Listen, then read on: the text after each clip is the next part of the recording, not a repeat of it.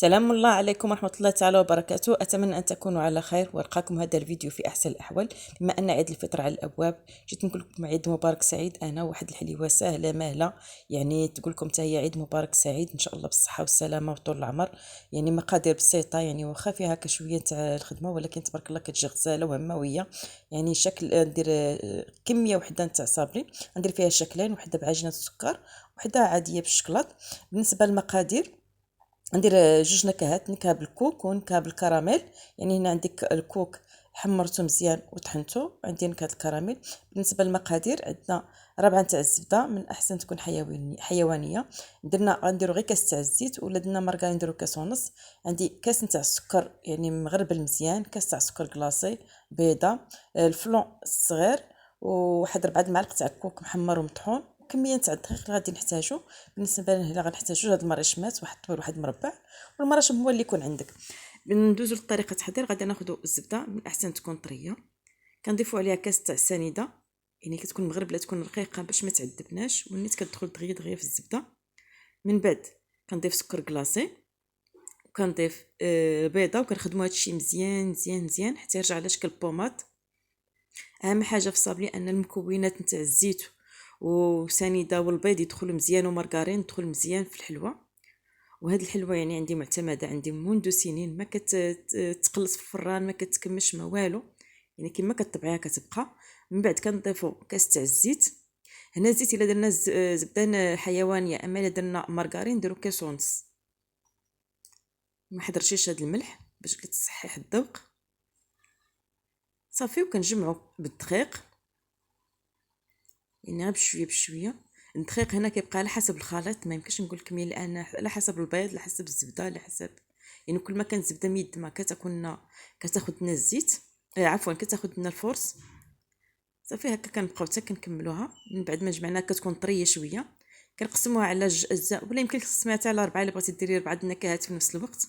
هنا غادي ندير لكم هنا 2 نكهات، وغندير لكم شكل اخر ثاني ب2 نكهات اخرى، يعني بغيت تخرج لي شويه كميه مهمه. هنا النصف الاول درت فيه الكوك اللي محمر ومطحون مزيان. هنا كنبقاو غير نعبزوا العجينه، يعني ما كنعلكوهاش ما كندلكوهاش، يعني كنحاول ما امكن غير ندخلوا داك الكوك في العجينه، يعني كنبقاو نفرتوها، يعني نحاولوا ما امكن ما نعجنوهاش هكا بالكف، يعني كنبقاو غير بالاصابع. صافي حتى كندخلوا داك كميه الكوك كامله في العجينه، يعني كتجي هاد الحلوه غزاله بالنسبه للكوك، ونيت غنزينوها ان شاء الله بالكوك. هاي من بعد ما جمعتها غادي ندوز النصف الثاني. هذا النصف الثاني غادي نزينوه بالكراميل، فلون الكراميل، هذا اللي الصغير، ولا كان الكبير ديروا غير واحد المعلقه. وغادي نزيد معاه واحد الروح ديال الكراميل لتعزيز الذوق، يعني يجي الذوق زوين، ولا ما كاينش ماشي مشكله، حتى الفلو يقضي بالغرض. حتى هو نفس الطريقه، غادي هكا ندخلوا غير برؤوس الاصابع، كنبقاو نفرتوا هكا العجينه، وندخلوا ديك الكميه نتاع الكراميل، يعني كنحاول ما امكن ما ندلكوهاش، لان هي اللي كتكمش لنا العجينه في الفران. صافي ها هي، يعني الكيفيه سهله. صافي غادي نجمعها بواحد البلاصتيك بلا ما نجمع هكا بوطاجي والمعانات، يعني ما كتخليها ترتاح ما والو، يعني هذه في ساعه توجديها. نجمعها نخليها واحد بلا ما نجمع هكا وجبه اللاطا وجبه القوام الاخر. صافي دابا غادي نجيب واحد 2 بلاستيكات. اهم حاجه باش كيجينا صابلي زوينون فين 2 بلاستيكات. غناخذ الكميه الاولانيه اللي درتها بالكوك، غنقسم واحد الكميه، الكميه اللي تقدري تخدمي بها. صافي غنطلقها هكا بين 2 بلاستيكات. الطريقه هذه اللي معتمده عندي من سنين، كنطلقوها هكا ب2 بلاستيكات وفوق منها بواحد الدلاك. صافي من بعد ما كنبسطها مزيان، كيكون واحد السمك ماشي رقيق بزاف وماشي غليظ، لان ما غنديرش وحده فوق وحده، يعني موين. كنطبع هكا بالمرشم، هذا اختاري هذا المرشم المستطيل، وكنديروا هكا واحد بلاستيكه فوق منه، هذا باش كيسهل علينا اننا نهزو الحليوه ديالنا بلا ما بدي فورما. صافي كنقلبوها، يعني هاد الطريقه غزاله ثاني في صابلي. صافي كنبقى نهزو هكا الحلوه ديالنا، يعني كتجي بكل سهوله. صافي غادي نستفوها في اللاطه. هاد العجينه الصابلي يعني ناجحه 100%. صافي غادي نستفو كامله اللاطه ديالنا، والكميه اللي كتبقى لنا ديال العجينه ما كندلكوهاش، يعني كنجمع غير هكا بالبلاستيك. اللي كتجمع غير هكا، وكنحطوا عليها واحد الكميه من العجينه اللي باقيه. صافي غنكملوا هكا كامل. صافي من بعد ما استفرا في الفران غندخلوا الفران يكون متوسط الحراره، يعني من الاحسن تكون عافيه شويه من المتوسطه. وكذلك نفس الطريقه بالنسبه للشكل الثاني، يعني باش نطول الفيديو يعني حتى اللي حذفتو، يعني غير هكا ها هو الشكل بعد ما يعني كتبسطي العجينه عاديه وتقطعيها بهذا المرشم. ها هو الشكل من بعد ما طاب الشكل الثاني. صافي دابا ندوزو ان شاء الله لطريقه التزيين. بالنسبه للصابلي اللي درنا فيه النكهه تاع الكوك، هذا درت هذا الشكلاط الابيض، ولا يمكن دير الشكلاط اللي بغيتي. هذا هو المرشم اللي درت فيه تاع بلاستيك، عفوا هذاك بلاستيكال تاع اللي كندير فيها الشكلاط. كدوبي الشكلاط عادي، انا كنستعمل الشكلاط كالا، يعني ما كتضيفوش فيه الزيت. فحال ما لقيتي قاصح ديري واحد القطره تاع الزيت. كنديروا الشكلاط عادي في المول وكنديروا دخلوا الثلاجه كيجمد واحد مده 5 دقائق صافي كيكون واجد. وكنحتاجوا الكوك محمر مزيان، كنغربلوه يعني نحيدو منه داك الرقيق، نخليوه غير الكوك الغلات وكنحمر واحد شويه. صافي ها هو صابلي كيجي غزال، ما كيديفورما ما والو. وهنا بالنسبه للسقه اللي غادي ندير عليها من الوجه، هنا كناخذوا مثلا الكميه نتاع الجلوكوز، النصف ديالها كنديروها ناباج. يعني الجلوكوز كيكون ضعف نتاع الناباج باش داك التعليكه كتبقى لاصقه لنا من الفوق، ولا درنا شي تزيين كيبقى ثابت عليه. ديما الكميه تاع الجلوكوز الضعف ديال كميه الناباج. صافي كنضيفوا الشكلاط اللي عندنا وكندهنوا داك الجوانب، كنزينوهم عفوا بالكوك هكا محمر. ممكن كدير اي تزيين اللي بغيتي، فيوتين، كاوكاو مهرمش، الشوكولاط حتى هو، يعني اي حاجه اللي بغيتي. انا اختاريت الكوك لان دايره نكهه الكوك في العجينه. صافي كنبقاو هكا حتى نكملوا الكميه كامله اللي عندنا. يعني كيفيه سهله، يعني واخا صابلي بريستيج تسمعي بان بريستيج، ولكن كيجي ساهل. بالنسبه الشكل الثاني اللي بعجينه السكر، غادي نحط لكم ان شاء الله الفيديو حتى هو تاع عجينه السكر، يعني عجينه ناجحه 100%. هذا هو الطابع اللي غنستعمل، هذا اللي في عيد مبارك سعيد. والطابع نيت اللي قطعت به العجين هو اللي غادي نستعمل. يعني هاد العجينه غير بمكونين فقط. ان شاء الله غادي نحط لكم حتى هذا الفيديو، يعني ساهل وبسيط بزاف كاع. يعني احسن ما تاخذي داك الشكلاط الجاهز ما كتعرفيش شنو كاين فيه.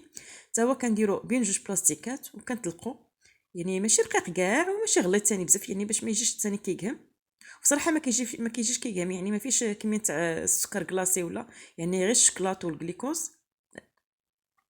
صافي بعد ما كنقطع هكا بالمرشم، يعني كتجي هاد العجينه رائعه، يعني احسن مليون مره من العجين اللي كنت كندير من قبل. صافي نقطع كامل هذيك العجينه السكر بهذا الموتيف نتاع عيد مبارك سعيد، كيجي غزال شهوه منه. هنا غادي نعاود معكم الطريقه كيف كندير الجليكوز. هنا كناخذ هكا كميه وكنديرها فوق في واحد المقيله وكنديرها فوق العافيه.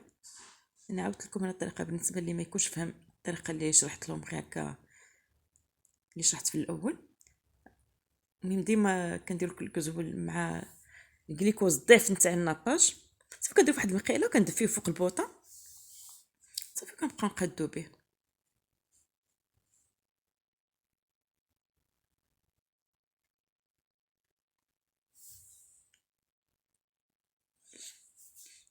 هذه الطريقه يعني سهله ما فيها شي كميه كثيره.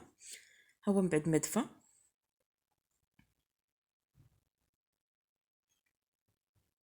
صافي كندهنوا هكا حتى هي الوجه ديال الصابلي ديالنا، ماشي بزاف وماشي شويه، يعني كندهنوا دهنه خفيفه بزاف. صافي كنلصقوا العجينه ديالنا، داك الصابلي داك العجينه الشوكولاط اللي قطعنا بنفس القطاعه اللي قطعنا بها صابلي. صافي كنحاولوا ما امكن نقادو الجناب ديالنا، ها هو كتجي قد لان عجينه ناجحه 100%. صافي كنبقاو هكا حتى كنكملوا الكميه ديالنا كامله.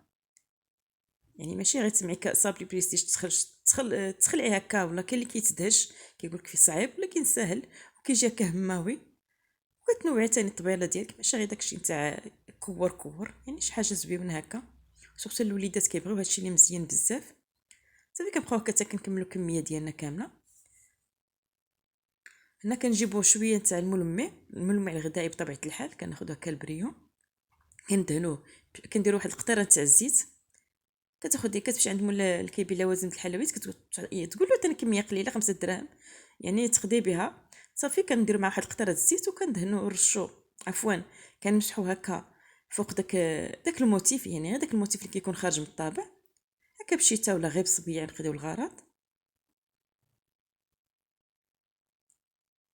يعني كنبينوا الحليوه ديالنا، يعني داك الكتابه اللي كتكون كاينه اللي كتبنا كتكون باينه.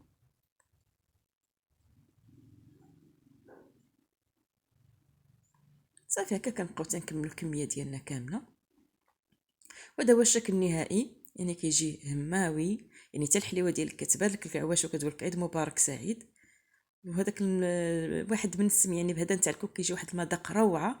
وهذا النيت اللي بعجينه الشوكولات فيه الكراميل كيجي ثاني المذاق ديالو ولا اروع. يعني عجينه وحده درنا جوج نكهات، جوج مذاقات. يعني ان شاء الله يعجبكم هذا الفيديو وتديروا هكا لوليداتكم ولعائلتكم، وفرجه ممتعه، والى فيديو قادم ان شاء الله.